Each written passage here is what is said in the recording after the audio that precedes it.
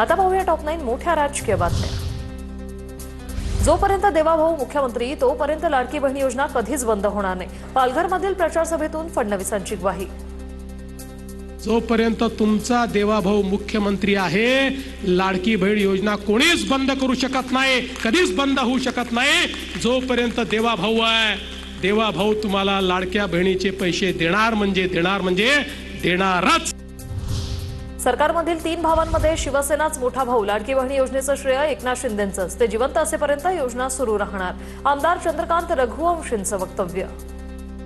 लाडक्या बहिणींच्यासाठी योजना तयार करायची आहे, त्याची अंमलबजावणी ठीक आहे। आज सत्तेमध्ये 3 पक्ष आहे, त्याच्यामुळे 3 भाऊ निर्माण झाले, पण ओरिजिनल भाऊ खरा मालक हा एकनाथ शिंदे साहेब होता आणि त्यांनीच या योजनेला खऱ्या अर्थानं गती दिली। महायुतीने एकत्र मिळून लाडकी बहीण योजना सुरू केली। अनेक अडथळ्यातून योजना सुरू राहिली आणि यापुढेही कायम सुरू राहणार। उपमुख्यमंत्री एकनाथ शिंदेंकडून स्पष्ट। आम्ही निर्णय घेतला लाडकी बहीण योजना सुरू करायची आणि तिची अंमलबजावणी करायची। काटेकोरपणे त्याची अंमलबजावणी सुरू आहे आणि लाडक्या बहिणींना मी विश्वास पण दिलाय की कोणी किती काही म्हटलं तरी सुद्धा लाडकी बहीण योजना कधी बंद होणार नाही।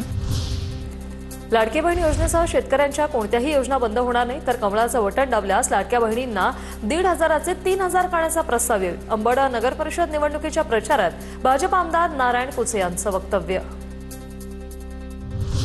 लाडकी बहीण योजना कोणत्याही परिस्थितीत बंद होणार नाही। एकनाथ शिंदेंना दिलेला शब्द आम्हाला पूर्ण करायचा आहे। योजनेसाठी दर महिन्याला माझ्या खात्यातून 410 कोटी जातात। संजय शिरसाट यांचं वक्तव्य।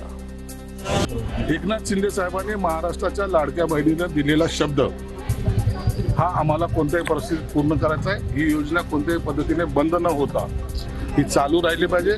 हा शब्द एकनाथ शिंदे साहेबांनी त्या लाडक्या बहिणीला दिला, म्हणून माझ्या खात्याकडून दर महिन्याला 410 कोटी रुपये जातात आणि मी त्या फाईलवर सही करतो। आयआयटी बॉम्बेवरून राजकारण पेटलं। केंद्रीय मंत्री जितेंद्र सिंह यांचं विधान सरकारच्या मानसिकतेचं प्रतीक। मुंबई संदर्भात पोटास असलेली मळमळ बाहेर। राज ठाकरेंकडून समाचार। मनसेकडून आयआयटी मुंबईची बॅनरबाजी। दरम्यान बॅनर हटवल्याबाबत मनसे पदाधिकाऱ्यांच्या शिष्टमंडळाने पवई पोलिसांची भेट घेतली। आयआयटी बॉम्बेचं मुंबई करण्यासाठी केंद्राला पत्र पाठवणार। आयआयटी बॉम्बेच्या नावावरून वादानंतर मुख्यमंत्री फडणवीसांची माहिती।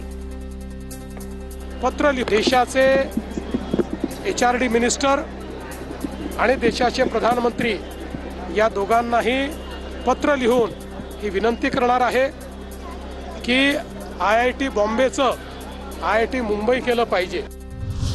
मुंबईच्या निवडणुका येतात तेव्हा त्यांना गुजरात दिसतं। चंद्रशेखर बावनकुळेंची नाव न घेता राज ठाकरेंवर टीका। मुंबई महाराष्ट्राची आणि राहणार। चंद्रशेखर बावनकुळेंचं विधान। हेच राहतं, जेव्हा त्यांच्या निवडणुका येतात ना मुंबई वगैरेच्या, तर गुजरात दिसतं, ते बुलेट ट्रेन दिसतं, त्यांना विकास दिसत नाही। काहीतरी कुठं जोडायचं, कुठं काय करायचं। मुंबई ही महाराष्ट्राची आहे, मुंबई ही महाराष्ट्राची राहील।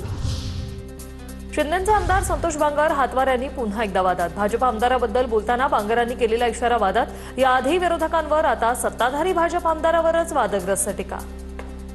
यहाँ पेच करने का और यहाँ पेच भरने का। आणि राहिला संतोष बांगर दारू पित नाही, पुडी खात नाही, काहीच नाही गावशोक। यायला तर तुम्हाला सांगतो सगळे शोक आहेत। आता पाहूया टॉप 9 राजकीय बातम्या।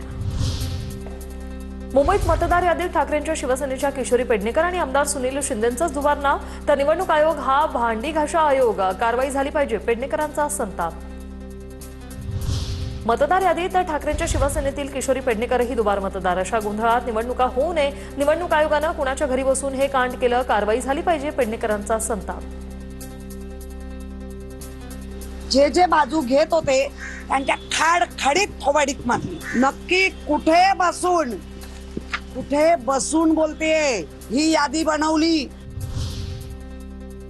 ठाणे महापालिका निवडणूक आयोगाच्या वेबसाईटवर नवी मुंबईची यादी। अविनाश जाधव यांनी मतदार यादी दाखवत केली पोलखोल। ठाणे महापालिकेच्या वेबसाईटमध्ये घोळ असल्याचा अविनाश जाधवांचा आरोप।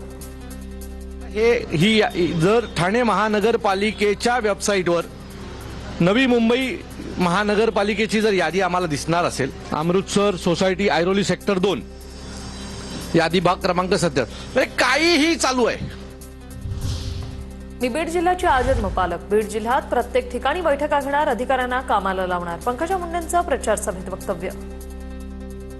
चालण्याची पण बीडची तर मी अजन्म पालक आहे, कारण ते बीड तर मला आहे, ते कुणाला येऊ शकत नाही ना. त्यामुळे मी इथे प्रत्येक ठिकाणी मंत्री म्हणून बैठक घेणार आहे.